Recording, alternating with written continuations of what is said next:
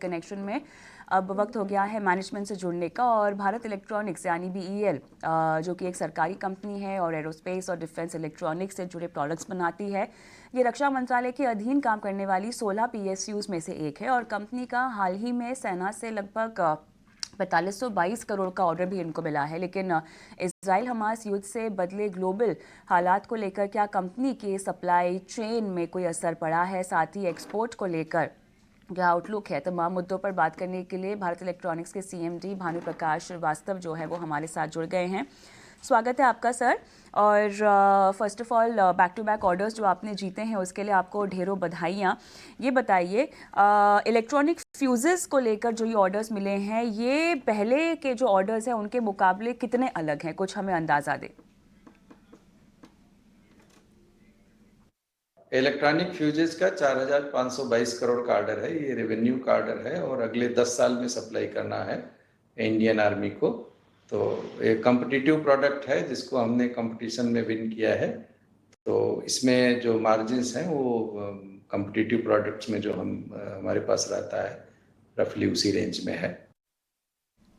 चलिए, ये जो ऑर्डर्स हैं ये आपने पहले के जो गाइडेंस दिए थे लगभग 20,000 करोड़ के, उनको भी जो है वो पार कर गए हैं और इनफ्लो जो है 23,000 करोड़ के आसपास का है अभी। टारगेट क्या होगा आपका FY24 के लिए? 30,000 करोड़ के आप छू पाएंगे, क्या कहेंगे आप?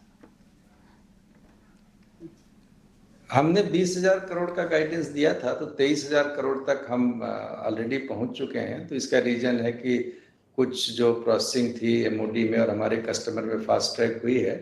तो अब लगता है मुझे करीब 25,000 करोड़ से ऊपर तो होना चाहिए इस फाइनेंशियल ईयर के एंड में। लेकिन जो पाइपलाइंस में है कितना फास्ट हो जाते हैं और फ्रक्टिफाई हो जाते हैं वो तो 31 मार्च तक पता चलेगा फाइनल फिगर।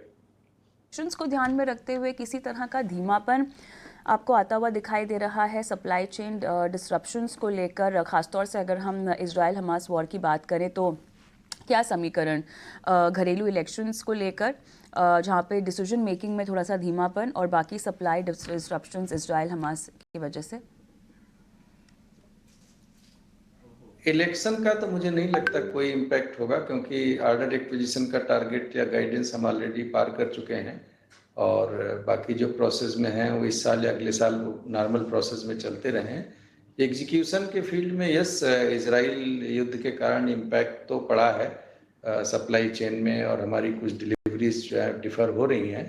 तो हम अपने OEM के साथ डिस्कशन में हैं कि कैसे इसको मिटिगेट किया जाए। लेकिन ये है कि कितना इम्पैक्ट पड़ेगा वो तो Q4 क्वार्टर के अंत तक पता चलेगा।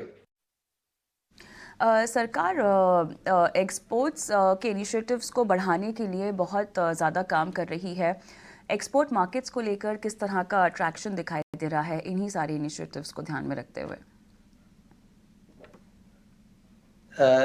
एक्सपोर्ट का तो हमारा अराउंड $90 मिलियन का टारगेट है इस साल। तो हमें लगता है हम उसको पार करेंगे। $46 मिलियन तक का हम कर चुके हैं अभी तक। तो एक्सपोर्ट तो निश्चित रूप से अचीव करेंगे। और बहुत सारी कंट्रीज़ में हमारा डिस्कशन चल रहा है डिफरेंट प्रोडक्ट्स के लिए। तो जब ये सिग्निफिकेंट लेवल पर जाएगा और फ्रैक्टिफाई होगा तो हम आपके साथ शेयर डेफिनेटली एक्सपोर्ट के लिए करेंगे। और जहाँ तक मार्जिन्स का है तो जो हमारा गाइडेंस है 21 से 23% EBITDA मार्जिन का हमने दिया था, हम उसको स्टिक कर रहे हैं। हम उस रेंज में प्राप्त कर पाएंगे। नॉन डिफेंस स्पेस में किसी तरह की अपॉर्चुनिटी मेट्रो रेल प्रोजेक्ट्स को लेकर? उसमें नॉन डिफेंस में हम प्रोसेस में है, डिफरेंट में सिविल एविएशन मेट्रो में। बट जैसा मैंने पहले भी कहा था ये सब डेवलपमेंटल प्रोजेक्ट होते हैं। तो इनको फ्रक्टिफाई होना, फिर पहली बार ऑर्डर एक्वायर करने में टाइम लगता है। तो वर्क कर रहे हैं, इनका रिजल्ट आएगा निश्चित रूप से। भानु प्रकाश जी, बहुत बहुत धन्यवाद, आपने समय निकाला और हमसे बातचीत की। BEL के मैनेजमेंट से हमने बात की, जो नए ताज़ा जो ऑर्डर सेना से जीते हैं उन पर उनने विस्तार से बातचीत की है। बताइए क्या कॉल बनकर आ रही है आपकी?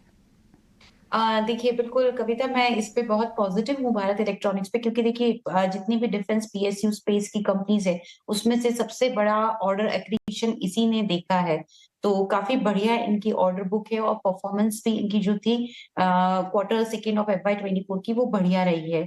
इनफैक्ट आप ही के चैनल पे मैंने वीआईपी स्टॉक में भारत इलेक्ट्रॉनिक्स को दिया था, तकरीबन 150 के आसपास और ये मैंने कॉल जो दी थी ये 11 दिसंबर को दी थी।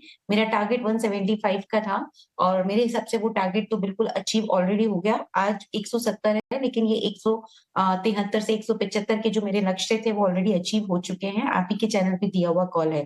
देखिए लेकिन अभी भी जिस तरह का मोमेंटम बना हुआ है, मेरे हिसाब से ये अभी भी वेल पोज्ड है आगे की फर्दर रैली दिखाने के लिए, जिस तरह से मैंने आपको फंडामेंटली कारण बताए। मुझे लगता है कि थोड़ा-सा और अगर गिरावट आती है अराउंड द लेवल ऑफ कह सकते हैं 165, 160 तो फिर से इसमें खरीदारी करने की मैं तो सलाह दूँगी और अब इसमें जो नेक्स्ट टारगेट रहेंगे, वो 180 से 185 रहेंगे इनिशियल लेवल के।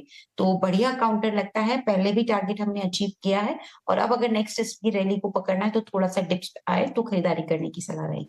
चलिए, तो मौजूदा लेवल से कुछ डिप आए तो आपको खरीदारी करने की सलाह, और आस्था काफ़ी पॉजिटिव है इस पूरे स्टॉक की ट्रैजेक्टरी पर।